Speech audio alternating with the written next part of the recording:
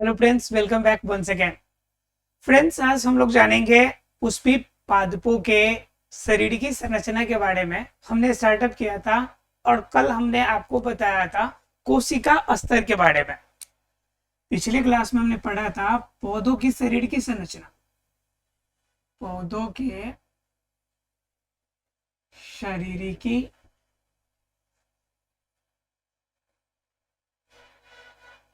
संरचना के बारे में। ठीक है, पौधों की शरीर की संरचना में हमने कल चर्चा किया था आप लोग से कोशिका स्तर की। किसकी चर्चा किया था हम लोगों ने? कोशिका स्तर की, कि किस प्रकार की कोशिका इसके अंदर पाई जाएंगी और किस रूप में इनके कार्य होंगे। कल हम लोगों ने चर्चा किया था। अब जो जानना हम लोग को, कोशिका स्तर से ऊपर बढ़कर हमें पहुंचना है अब उत्तक स्तर पे। कहाँ पहुंचना है? अब उत्तक स्तर पे। तो आज हम लोग का जो टॉपिक होगा ये इनके उत्तक स्तर पे किस रूप में संरचनाएं होती है, पौधों के शरीर की संरचना के अंदर उत्तक किस रूप में डेवलप होते हैं, उनके बारे में हमें जानकारी प्राप्त करनी है। उत्तक स्तर देखने से ही आपको एक चीज तो समझ में आती होगी कि इसके अंदर क्या होंगे? कोशिकाओं का समूह रहा होगा। इनके अंदर क्या रहा होगा? कोशिकाओं का समूह। अब कोशिकाओं के समूह में अलग अलग रूप से होंगे। कोशिकाओं का जो समूह होगा वह अलग अलग रूप में होगा। अब अलग रूप का क्या मतलब हो गया कि कोशिकाओं के समूह जो बनेंगे उसके अंदर एक खासियत हो जाएगी कि वह सभी एक ही तरह के होंगे, सभी एक समान होंगे। किस रूप में समान होंगे? तो आकार में समान हो सकते हैं, उत्पत्ति में समान हो सकते हैं, उनके कार्य में समान हो सकते हैं। तो इस रूप में, किसी रूप में समान रहेंगे तो यह कोशिकाओं का जो समूह बनेगा यही हमारा उत्तक का निर्माण करेगा। अब पौधों के अंदर जो यह उत्तक बनेगी, यह पौधों के अंदर यह उत्तक कितने तरह की होती है? तो पौधों के अंदर उत्तक मुख्य रूप से दो ही प्रकार की होती है। एक तो होती है आपका विभव ज्योत उत्तक, विभव ज्योत उत्तक जिसे मेरिस्टेम कहते हैं हम लोग, और दूसरा होता है आपका अस्थायी उत्तक, जो पूरी तरह से अस्थायी, परमानेंट हो। तो दो तरह के उत्तक हो गए हमारे पास। एक विभवज्योत उत्तक जो हमेशा जीवन पर्यंत, जब तक पौधा की आयु रहेगी, जब तक एक पौधा जीवित रहेगा उनके अंदर विकास करता रहेगा, वृद्धि होती रहेगी। तो ये कंडीशन पहला विभवज्योत उत्तक का। और दूसरा क्या है? अस्थायी उत्तक। अस्थायी उत्तक का मतलब क्या होता है कि जिनके अंदर वृद्धि करने की क्षमता समाप्त हो गई। सीधे शब्दों में कहे, अगर एवरेजन की बात करें तो विभवज्योत की उत्तक के अंदर सभी तरह की जीवित कोशिकाएं मिलती है, लेकिन अस्थायी उत्तक के अंदर जीवित कोशिकाएं नहीं मिलती है, अर्थात कि लगभग मृत ही मिलती है। कुछ उसके अंदर भी आपकी जीवित कोशिकाएं होंगी जिनकी चर्चा हम लोग करेंगे। अब क्या होता है कि पहले हम लोग चर्चा कर लेते हैं विभवज्योत की उत्तक की। तो विभवज्योत की उत्तक किसे कहेंगे भाई? तो विभवज्योत की उत्तक को मैंने बोला था कि हमेशा वर्ड को डिकोड करने की कोशिश कीजिए। तो विभवज्योत की मतलब क्या? विभाजन योग्य। विभवज्योत की का मतलब क्या हो गया? विभाजन योग्य। ऐसे उत्तक जो विभाजन करने योग्य हो। विभाजन योग्य उत्तकी का मतलब उत्तक, यानी विभाजन योग्य जो उत्तक होंगे उनके समूह को हम क्या कहेंगे? विभवज्योत की उत्तक कहेंगे। अब विभवज्योत की उत्तक हो गया कि विभाजन करेगा। अब बात आती कि भाई विभाजन करेगा तो पौधे के किस भाग में करेगा? अब पौधे का कौन सा भाग हमेशा डेवलप होता है और कौन सा भाग डेवलप नहीं होता है, ये डिपेंड करता है। तो कंफर्म है कि विभवज्योत की उत्तक उन भागों में ज्यादातर होगा जिन भागों में सबसे ज्यादा वृद्धि और विकास पौधों में होती होगी। अब जरा आप गौर कीजिए, एक बार आप अंदाजा लगाइए, एक बार आप सोचने की कोशिश कीजिए कि पौधे के कौन से भाग सबसे ज्यादा वृद्धि करते हैं। पौधे के कौन से भाग सबसे ज्यादा वृद्धि करते हैं? तो आपके दिमाग में आएगा, क्या दिमाग में आएगा कि पौधे का सबसे ऊपरी हिस्सा, सबसे ऊपरी भाग, जिनसे पौधे की लंबाई बढ़ती है। ठीक है, दूसरे तरफ अगर नीचे की तरफ देखिएगा तो नीचे की तरफ पौधे की जड़ है, ये भी बहुत ज्यादा विकसित करती है। उसके बाद अगर देखिएगा तो उनकी शाखाएं, शाखाएं में वृद्धि होती है। ठीक है, उसके बाद अगर देखिएगा तो क्या होगा, इनकी मोटाई में वृद्धि होती है। ठीक है, तो इनकी मोटाई में भी वृद्धि हो गई। और क्या वृद्धि हो गया, जहां से नए नए प्रवर्ध निकलेंगे, नए नए डालियां निकलेंगी, वहां भी वृद्धि होती है, अर्थात कि पर्व।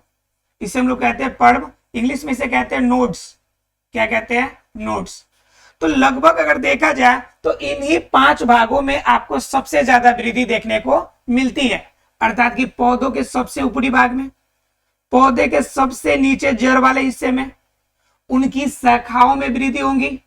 फिर जिन भागों से नई शाखाएं निकलेगी उस नोड्स, उन पर्व में वृद्धि होंगी। और आपका सबसे ज्यादा वृद्धि उनकी मोटाई में भी धीरे धीरे देखने को मिलती है।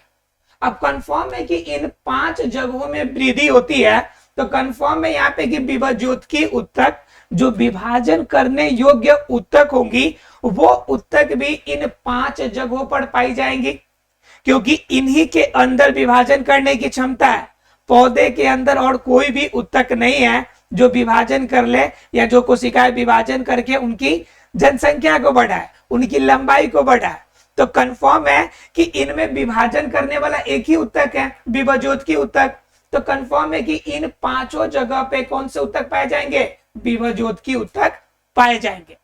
अब इस कंडीशन में अगर हम इसे कैटेगराइज करने की कोशिश करें, एक बार ध्यान से समझिएगा, अगर ध्यान से समझेंगे तो कैटेगराइज, आपको कैटेगरी जो होंगे, प्रकार जो होंगे, इनके याद करने की आवश्यकता नहीं पड़ेगी। ठीक है, एक बार ध्यान से समझिए।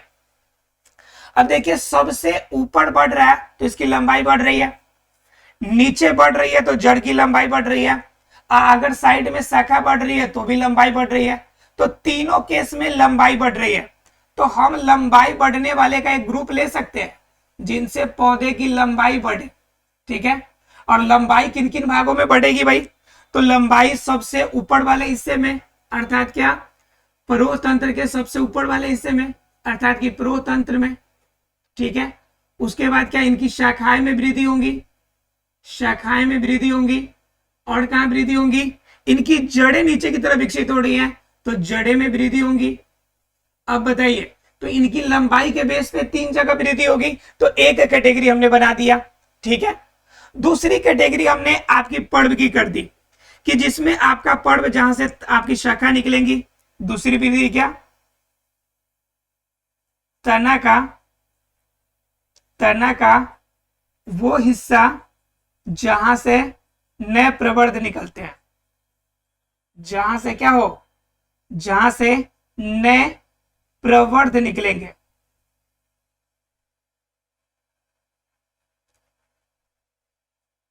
क्या होगा, दूसरा हमने क्या बना दिया, एक तो बनाया लंबाई के बेस पे, और दूसरा क्या बनाया हमने, तना का वो हिस्सा जहां से नए प्रवर्ध निकलेंगे। तो नए प्रवर्ध निकलने वाले 2 हो जाएंगे। इनके अंदर हो सकता है कि यहां से नई शाखाएं निकली हो, नई शाखा निकले। क्लियर। दूसरी क्या होगी आपकी, दूसरी हो सकती है कि नई आपकी क्या निकल जाए, नए आपके फूल निकल जाए, फूल निकल जाए, फल निकले। तो यह कंडीशन आपकी क्या होंगी कि यह आपका वृद्धि करने वाला एक दूसरा हिस्सा हो गया, कि नई शाखाएं, नए फूल निकले। और तीसरा कंडीशन एक अलग हो गया, जिसकी मोटाई बढ़े, यह तीसरा कंडीशन है। तो अगर पूरे भागों को हम अगर बांटने की कोशिश करें तो इनको हम कितने भागों में बांट सकते हैं, तो 3 भागों में। वृद्धि कितनी तरह की हो रही है, कुल 3 तरह की वृद्धि हो रही है। तो 3 तरह की वृद्धि हुई, तो 3 तरह की कैटेगराइज हमने कर दिया कि ऐसे वृद्धि होगी। लेकिन भाई हमने इसे इस नाम से जान लिया, लेकिन क्या ऐसा हम एग्जाम में लिख देंगे कि 3 जगह पे हमने इस आधार पे बांटा तो हो गया। हम समझ सकते हैं कि 3 इसी तरह से वृद्धि होती है, लेकिन इसका कोई ना कोई स्पेसिफिक नाम तो देना पड़ेगा। इस स्कूल में, इस क्लास में मान लीजिए कि 10 स्टूडेंट है और सभी स्टूडेंट अच्छे हैं और सभी बॉयज, माने 50% बॉयज और 50% गर्ल्स है, तो क्या 50% बॉयज और गर्ल्स के नाम से हम सभी को डिनोट कर सकते हैं? बिल्कुल भी नहीं। उसे क्या करना पड़ता है, स्पेसिफिक नाम देना पड़ता है। जैसे रोहन है, रेखा है, शोहन है। तो इस तरह से जितने भी नाम है हमारे पास, उन नामों के हम डिनोट करते हैं, उसे बतलाते हैं उसे। तो इन नामों से डिनोट कर सकते हैं।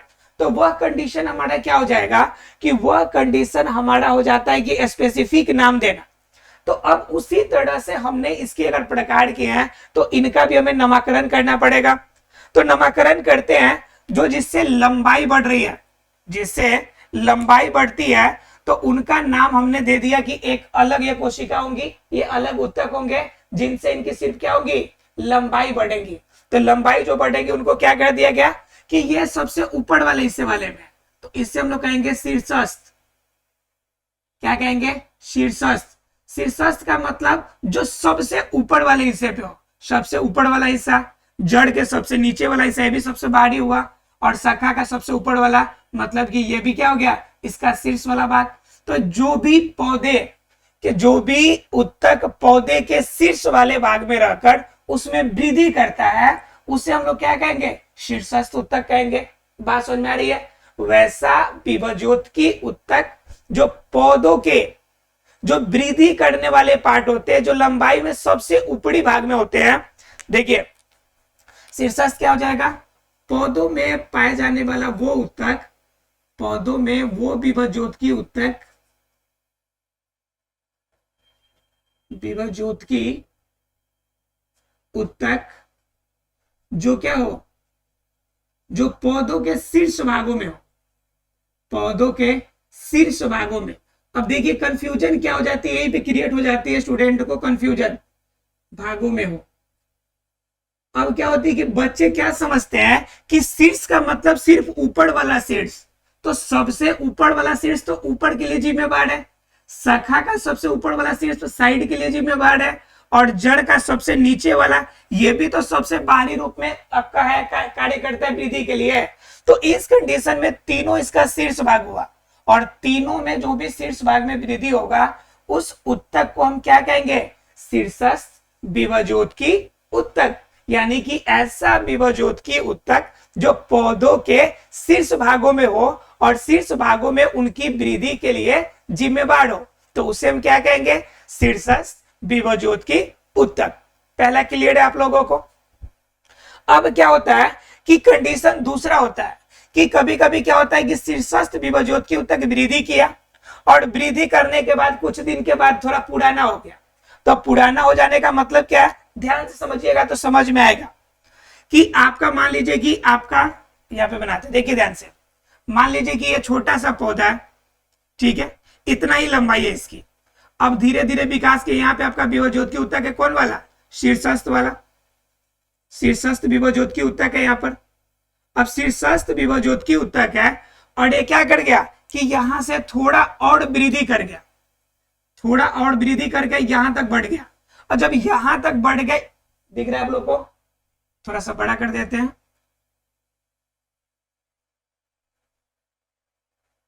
मान लीजिए कि पौधे का ये हिस्सा है, दिख रहा है आप लोग को, ठीक है।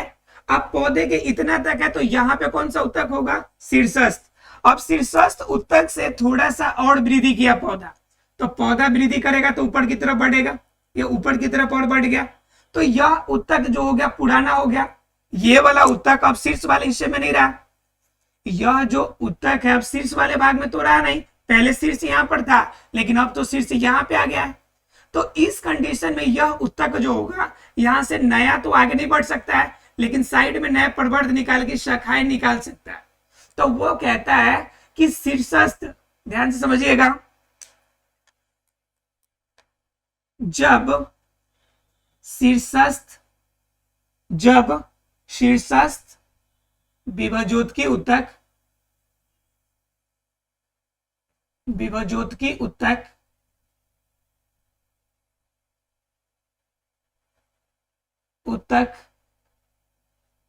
बगल में आ जाए,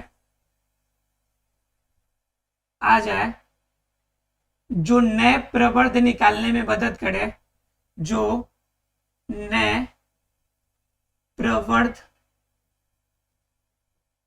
निकालने में क्या करे, प्रवर्ध निकालने में मदद करे, तो उसे हम क्या कहेंगे भाई, ये शीर्षस्थ वाला का ही पार्ट है, तो उससे हम लोग कहते हैं कि इसी के अंदर वाला भाग, इसे हम लोग कहते हैं अंतर्वेशी। इसे क्या कहते हैं हम लोग? अंतर्वेशी। इसे हम क्या कहेंगे? अंतर्वेशी के नाम से जानेंगे। ठीक है, अर्थात क्या, जब शीर्षस्थ विभवज्योत की उत्तक बगल में आ जाए। अब बगल में आ जाए क्या करने के लिए? तो नए प्रवर्ध निकालने के लिए, नई शाखाएं निकालने के लिए। तो इस कंडीशन में जब मदद करे तो उसे हम अंतर्वेशी या अंतर्विष्ट कहेंगे। उसे अंतर्वेशी या अंतर्विष्ट कहेंगे। वो क्या करेगा कि शीर्षस्थ का ही पुराना फ्रेंड है, शीर्षस्थ के साथ पहले रहता था, शीर्षस्थ बेचारा पढ़ के ऊपर चला गया और उसका फ्रेंड वहीं पे रह गया। तो कह रहा भाई हम जिस लेवल पे उसी पे विकास करेंगे। तो उस कंडीशन में वो ही पर विकास करना शुरू किया। तो वह विभवज्योत की उत्तक जो शीर्षस्थ के साथ पढ़ता था वह अब क्या कहलाएगा? अंतर्वेशी कहलाएगा। क्या कहलाएगा? अंतर्वेशी विभवज्योत की उत्तक कहलाएगा। बात समझ में आ रही है? अर्थात क्या कि यह उत्तक जो है ये एक तरह से अगर देखा जाए तो ये भी शीर्षस्थ उत्तक है, लेकिन शीर्षस्थ वाला से पुराना हो गया। तो उस कंडीशन में यह अंतर्वेशी हो गया, ये अंदर आ गया। और ये आपका विभवज्योत की उत्तक जो कौन था? शीर्षस्थ वाला, जो ऊपर चला गया। तो इससे हम लोग क्या नाम दे दिए? अंतर्वेशी विभवज्योत की उत्तक। क्लियर है आप लोग को? तो अब हम लोगों ने दो देख लिया। पहला क्या देखा हम लोगों ने? पहला देखा शीर्षस्थ विभवज्योत की उत्तक, और दूसरा हमने देख लिया अंतर्वेशी विभवज्योत की उत्तक। अब तीसरा कंडीशन देखना है जो इसकी मोटाई बढ़े। ठीक है, तो मोटाई कैसे बढ़ेगी? जरा ध्यान से गौर कीजिएगा। जैसे ये पौधे का है, पौधे का सबसे अंदर वाला हिस्सा, और अंदर में हमें पता है कि जाइलम पाया जाता है। क्या पाया जाता है? जाइलम, जो नीचे से जड़ों से क्या करता है? खनिज लवण को लेकर ऊपर तक जाता है। और सबसे बाहर जो लेयर पाया जाता है, सबसे बाहरी लेयर जो पाया जाता है उसे हम लोग क्या कहते हैं? उसे हम लोग कहते हैं फ्लोएम। ये हो गया हमारा फ्लोएम। और अंदर वाला हमारा क्या हो गया? ये जाइलम। क्या हो गया हमारा? ये अंदर वाला जाइलम हो गया। सबसे बाहर वाला क्या हो गया हमारा? फ्लोएम हो गया। जाइलम क्या करेगा? खनिज लवण जल को नीचे से ऊपर लेके जाएगा। आप फ्लोएम क्या करेगा?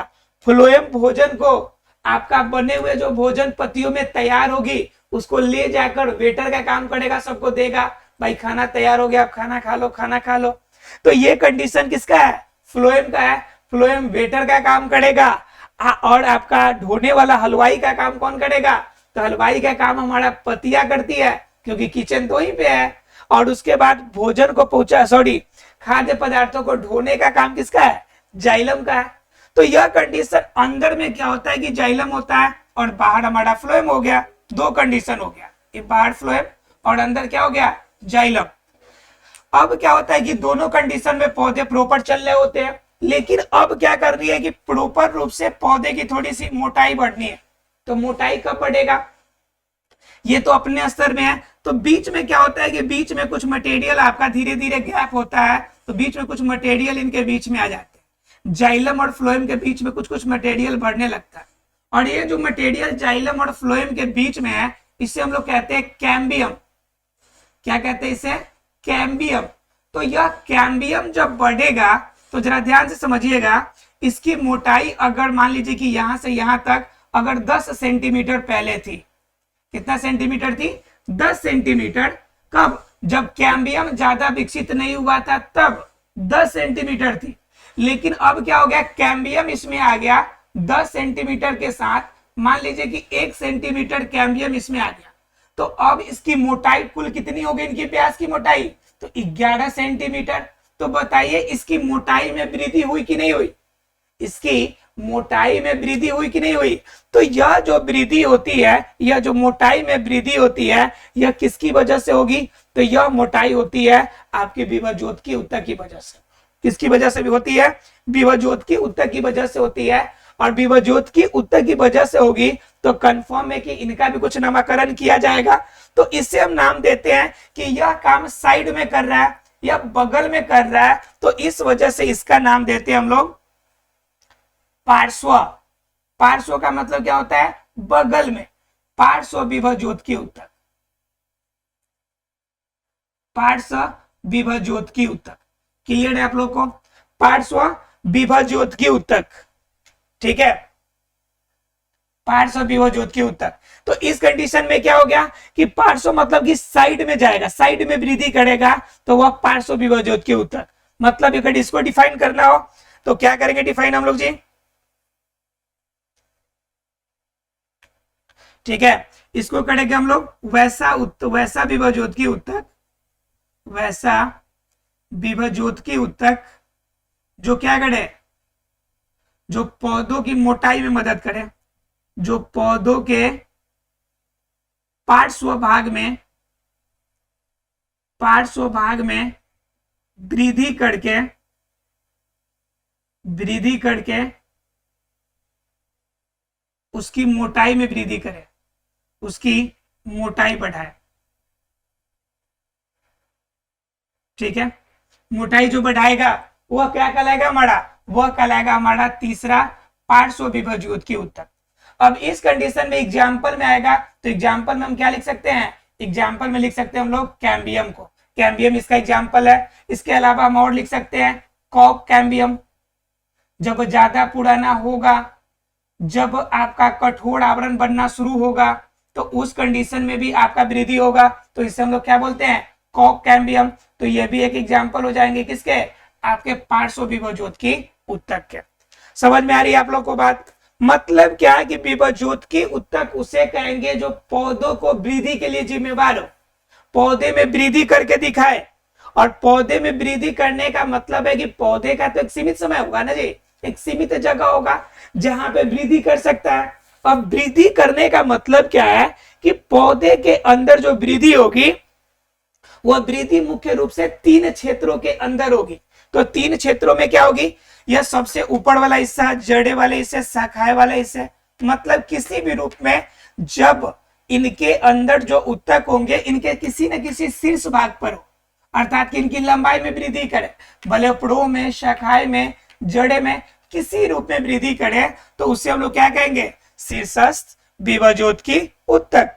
सेकेंड कंडीशन है कि इनकी क्या होगी, जो पुराना शीर्षस्थ विभवज्योत उत्तक होगा तो बेचारे शीर्षस्थ ऊपर बढ़ जाएगा या नीचे बढ़ जाएगा। उस कंडीशन में जो बेचारे इनके साथ में जो पीछे से बचा हुआ भाग रहेगा उसे हम लोग क्या कहेंगे, उससे हम लोग कहेंगे कि वह जो उत्तक है वह अलग रूप में जाना जाएगा, जिससे हम लोग कहेंगे अंतर्वेशी उत्तक।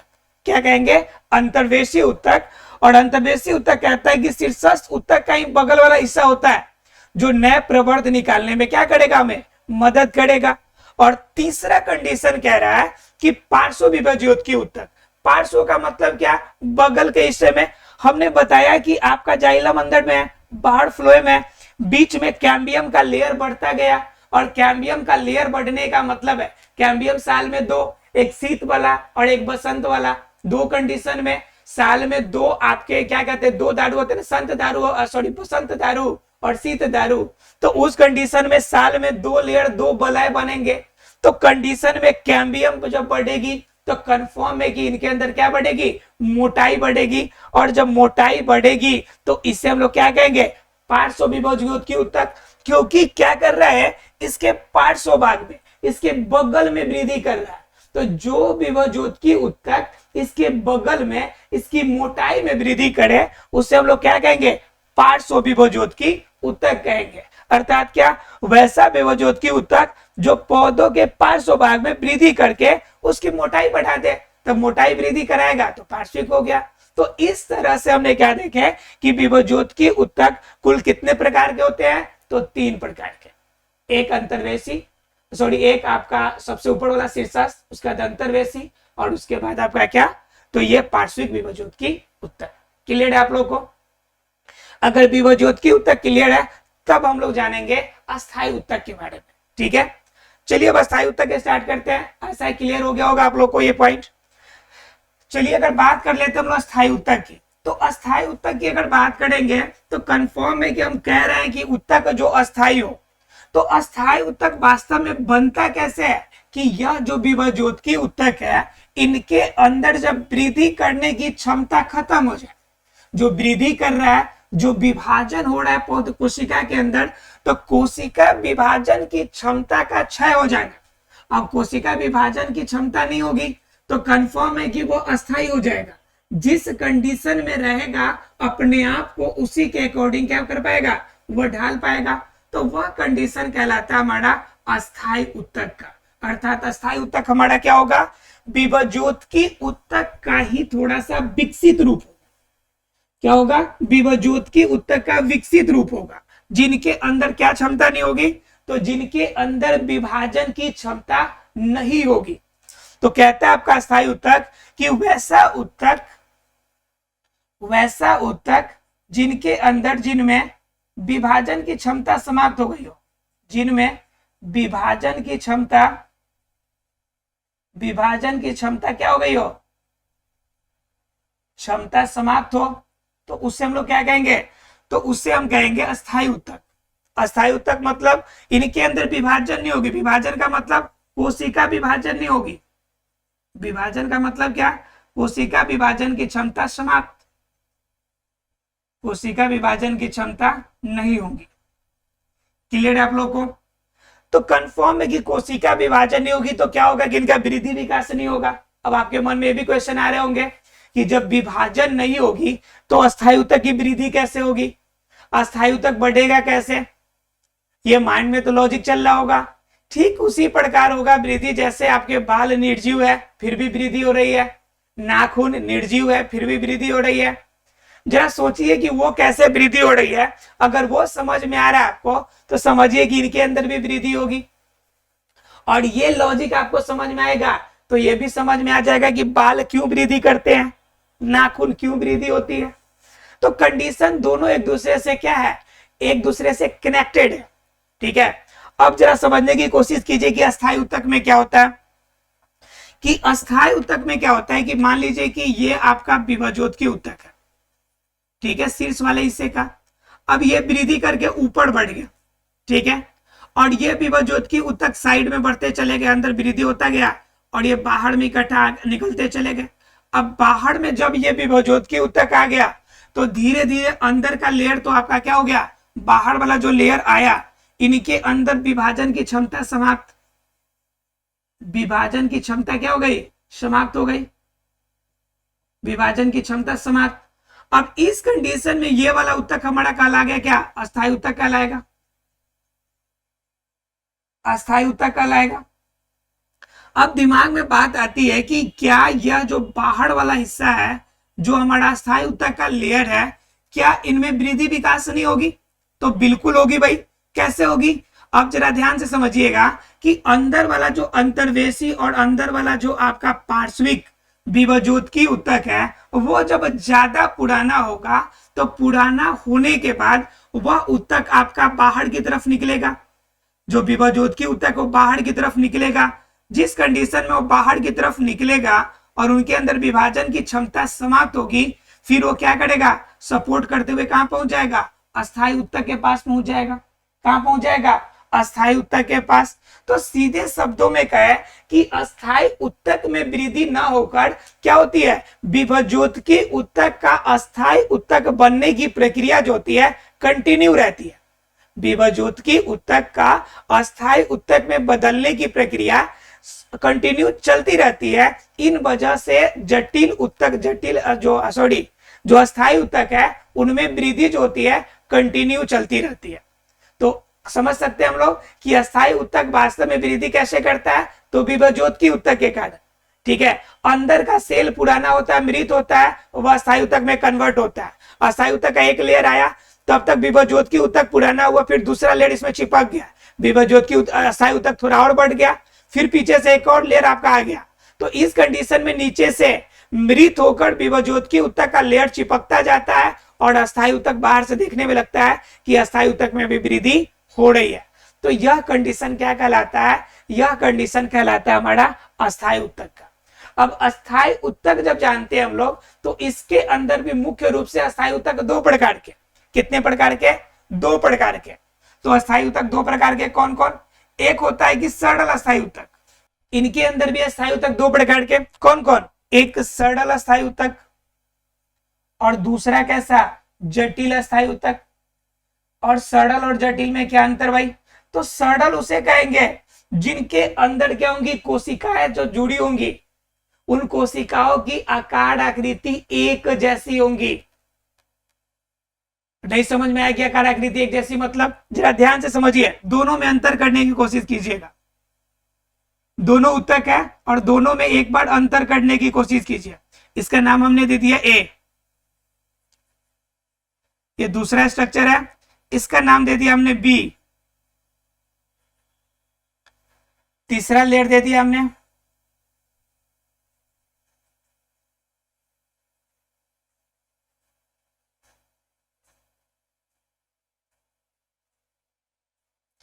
इसका नाम दे दिया सी।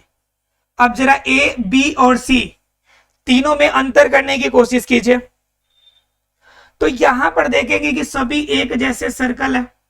यहां पे सब ध्यान से देखिए तो सब रेक्टेंगुलर है, एकदम आयताकार है। लेकिन यहाँ पे सी वाले कंडीशन में देखिए तो इसमें कोई भी शेप एक जैसा नहीं है। कोई बड़ा है, कोई छोटा है, कोई त्रिभुज आकार का है, कोई चतुर्भुज आकार का है, कोई पंचभुज है, कोई सर्कल है, किसी न किसी रूप में, अलग अलग रूप में है। तो क्या कहता है, जब कोशिकाएं एक साथ विभिन्न आकार आकृति के जब एक साथ जुड़ेगी तो उससे हम लोग कहेंगे जटिल। क्या बना देगा ये? जटिल बनाएगा। उत्तक की संरचना जटिल हो जाएगी। और जब एक जैसा होगा तो थोड़ा आसान होगा ना समझने में, इसलिए इसको हम लोग कहते हैं सरल अस्थायी उत्तक। क्या कहते हैं उसे? सरल अस्थायी उत्तक।